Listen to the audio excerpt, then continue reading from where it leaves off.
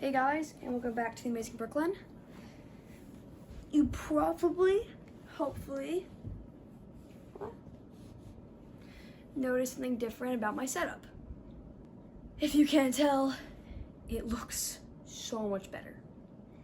So this video is a big video, and it is for Hendrick Animations Official. I got a whole new setup, but it is now time to get into this video. If you don't know me, hi, and if you do know me, hi. My name is Brooklyn. I'm a teenager who makes films, loves Spider-Man, and loves learning new things and doing stuff like this. So, if you saw the title, you probably already know, but I'm here to give you some tips on making your own Spider-Girl films, or honestly, films in general. And I guess you actually plan stuff.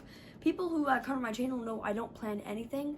I don't practice words. I don't do anything for anything because I just go with the flow. But this video today is really important to me, and I want to be able to tell you guys everything.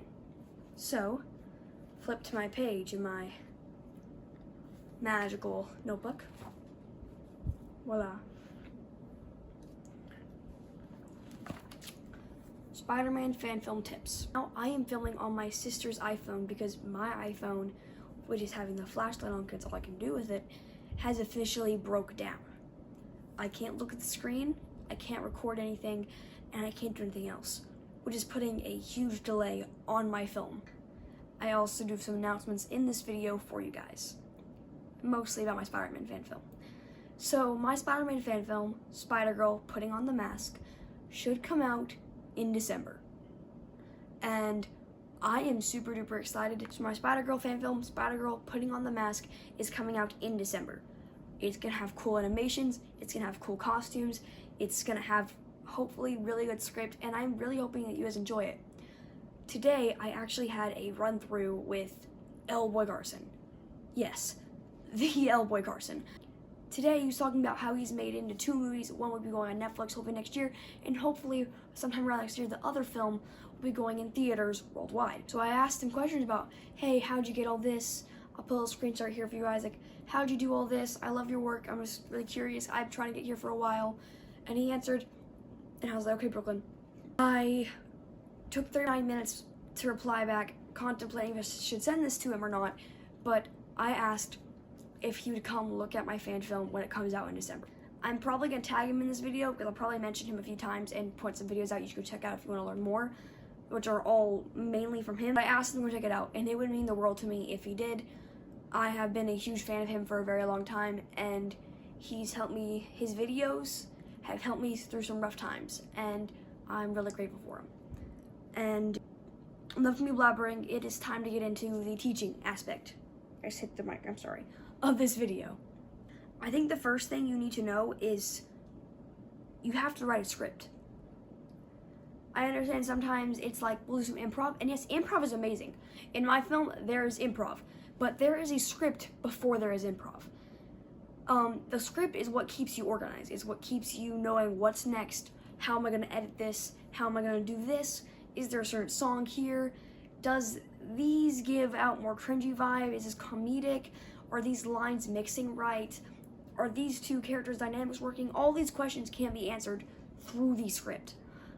Everything can be given to you through the script, and that is a huge part of this, is you have to take the time to make a few rough drafts, throw away a few different writings, and then finally get the one you're looking for, and finally feel the peace in yourself of knowing this is it. This is the writing that I want to use. It took me 2 months to write this script, and I wrote it a few times. I watched lboycarson's first ever Spider-Man fan film, and that's when I was like, I want to do this too. So I promise I'm not, what's it called? I'm not like trying to go all over lboycarson, I promise. Just, you gotta have the organization, and you have to have a disciplined mindset when going into making a film. Spider-Man films and Spider-Woman films and multiverse films, or any of those type of films, it's definitely needed, especially if there's action in them. Another thing is get a genuine story. Get a beginning, a middle, and an end. Your character has to learn, gain, or lose something by the end of this film, or there was no reason to making it.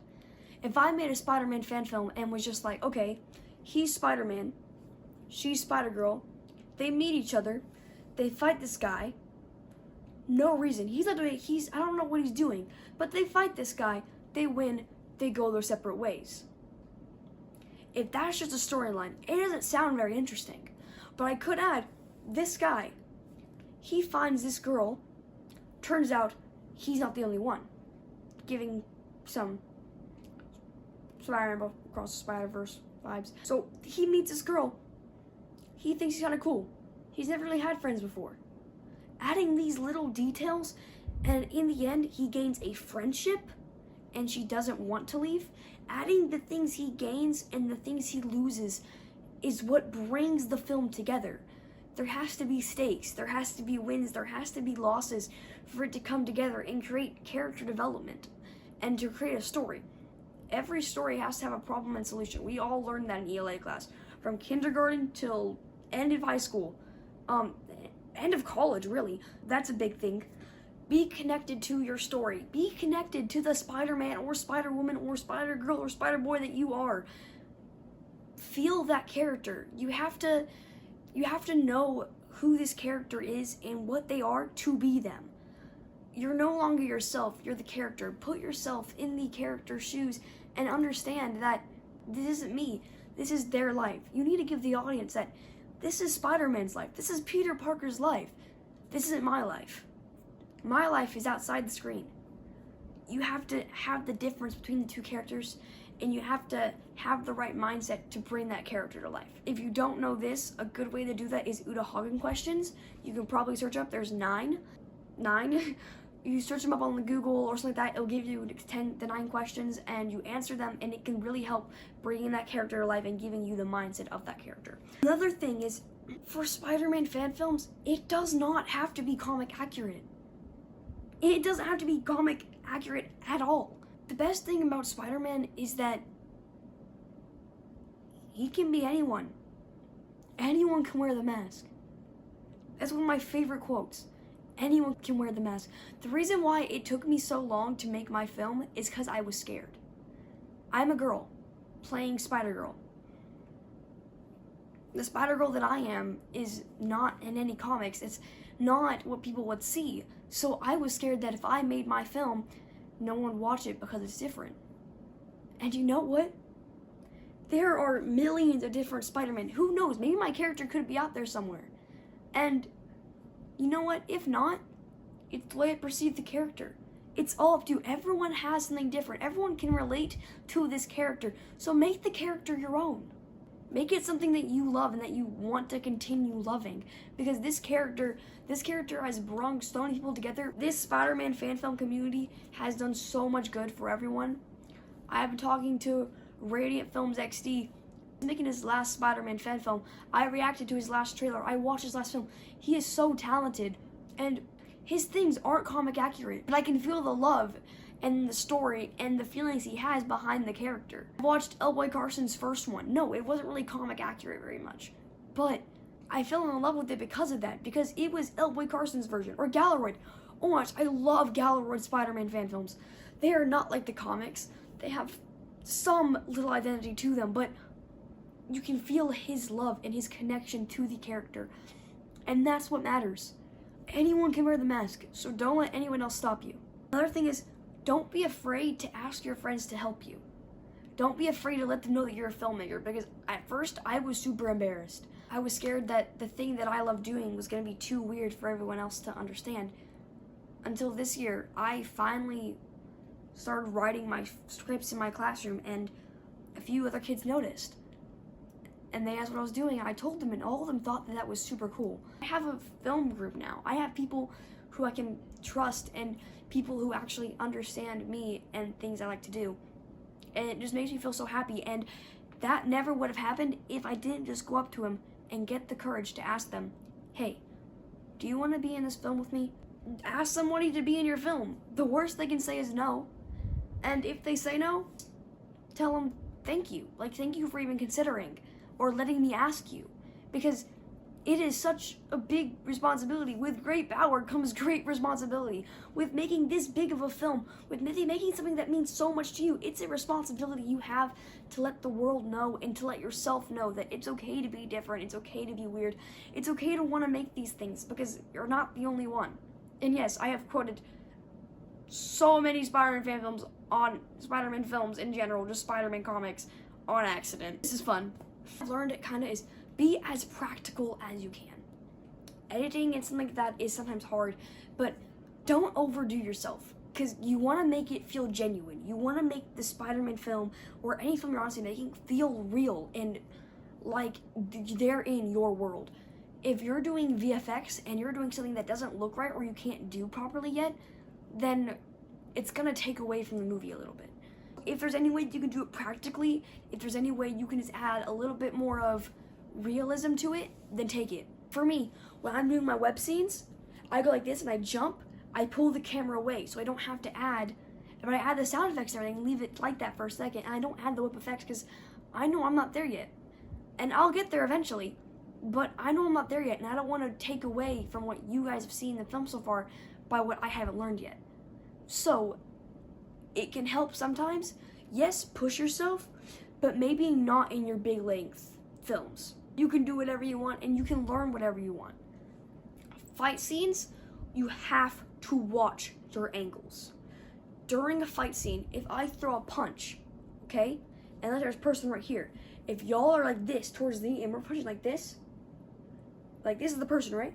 I punch, you can clearly see that we didn't touch. But if I go like this, you can't see as clearly. So you have to watch camera angles. You have to be careful and know and kind of look through it a few times to figure out what looks right and what looks real. Because you can get one little thing off and one kick will be off and there's still a sound and that can throw people off a little bit. It's not a super duper big deal, but I've seen a lot of people who have done Spider-Man fan films and then their punches don't connect and it just looks a little off. But I'm not one to judge. I just recently learned that. I've seen a few of my films where I do not look like I'm hitting anyone at all and it makes me like, frick, Broken, what'd you do? I beg you to watch Air Hockey with Anger Issues and Deadly Ninjas. But I think Air Hockey with Anger Issues has been one of my best ones so far when it came to choreography and everything, and especially on short time notice. The lighting's kind of bad, but I definitely recommend that one. Watch your camera angles, you know, choreograph it and make sure you're ready. If you're making a Spider-Man fan film, do not wait the day of to learn your choreography. Practice it, get to know it, get comfortable. You don't want it to look super robotic and super practiced. You want it to look flowy, like you know what you're doing, you know? You're Spider-Man, or Spider-Girl, or Spider-Woman, or Spider-Boy. You have to know what you're doing, right? You've been doing this for a few days at least. You know something, right? So show it. Another thing is sound is everything. In studies they have shown people would rather prefer really good sound over really good camera quality. If you have a really old iPhone, so like an iPhone 5 or whatever, your camera quality is awful, but you can go in CapCut and add all these sounds and make it look cool, take it. Do it, because sound elevates it so much. Try and keep background noise out of the film. Try and keep it sounding pretty nice. You may not have the money to go buy all these extra cool things to make it sound good or the camera good, but you don't have to make a good film. Another thing, when editing, this is what I mean by script, right? You would have a script and you can film it all. When you watch through it, watch for the empty spaces. Not like there's nothing there. But let's say I have this big fight scene and I'm laying on the ground for like 10 seconds. Like I'm having panic, I'm super tired, I'm beat up, and I'm laying out for 10 seconds. In those 10 seconds, the audience is gonna get bored. Like, if you have like a 2-second split or a 1-second split of you breathing heavy and tired, that's perfect. But don't add extra things to make it long. If you need to get rid of something, get rid of it. Because as soon as the audience gets distracted, it's super hard to hook them back on. In theater, someone forgets their line and goes, The audience immediately gets disconnected from that world, and having to reel them back in is so unbelievably hard. But in film, you can cut out those bad parts. Take advantage of that. Take advantage and cut out the extra pieces that you don't need. But keep everything that makes the story complete. My last tip is have fun. This is your story. This is your tale. This is your character. Do what you want with them. Make them to your standards. Have fun with your friends. Have bloopers. Take videos of their laughing. Spit water out on the floor a few times. I did that. Call Iron Man Captain America. You know, do things. Have fun. Be silly. And enjoy your time. Take your time. And I'm so happy that I chose this year to make this film with these people because, you know, I think I made the right choice. This is your story. So have fun while making it. And that was my last tip. So I am so grateful for you guys watching this video. I hope you learned something new. I hope you've had an awesome Halloween. And I hope you have a blessed night or day, wherever you're from, whoever you are. And, God bless you. Peace out.